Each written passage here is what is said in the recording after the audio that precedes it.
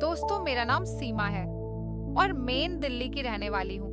दोस्तों, अगर आप भी मुझसे पर्सनल में बातें करना चाहते हैं तो बने रहिए हमारे साथ वीडियो के एंड तक और मेरे चैनल को सब्सक्राइब जरूर करें ताकि आप हमारे साथ बने रहे ऐसी ही और मजेदार और प्यार से भरी स्टोरी सुनने के लिए। ये बात उन दिनों की है जब मेरी शादी को 6 महीने हो चुके थे और मेरे पति अक्सर काम की वजह से बाहर ही रहते थे।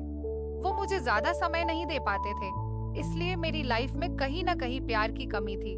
हमारे परिवार में कुल 5 सदस्य थे। मैं, मेरे पति, मेरा देवर, मम्मी और पापा। मेरा देवर बहुत ही ज्यादा मजाकिया और नटखट था। हमेशा मजाक और मस्ती किया करता था। एक दिन मेरे पति को काम के सिलसिले मैं शहर से बाहर जाना पड़ा और वे 2 महीने के लिए बाहर चले गए। अब मैं बिल्कुल अकेली पड़ गई थी। एक दिन मम्मी पापा और देवर जी खाना खा रहे थे। मम्मी पापा का खाना हो गया तो वे उठ के चले गए। अब मैं और देवर जी बचे थे। बस फिर देवर जी ने मजाक मजाक में मुझसे बोल, भाभी अब तो भैया बाहर चले गए हैं, अब आपकी प्यास कैसे शांत होगी, मन तो बहुत करता होगा आपका।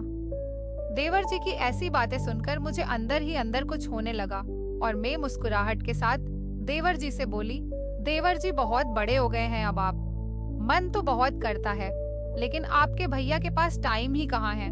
तब देवर जी बोले, अरे भाभी इतनी सी बात में हूँ ना, अब तो मैं भी बहुत बड़ा हो गया हूँ, सब जानता हूँ। देवर जी की बातें सुन के मैं शर्मा गई और वहां से अपने कमरे में आ गई। अब रात हो गई थी और मुझे नींद नहीं आ रही थी। मैं बस देवर जी की कही बातों को याद करने में लगी हुई थी कि अचानक मेरे रूम का दरवाजा खुला। मैंने देखा तो देवर जी आए थे और वो मेरे पास आकर बेड पे बैठ गए।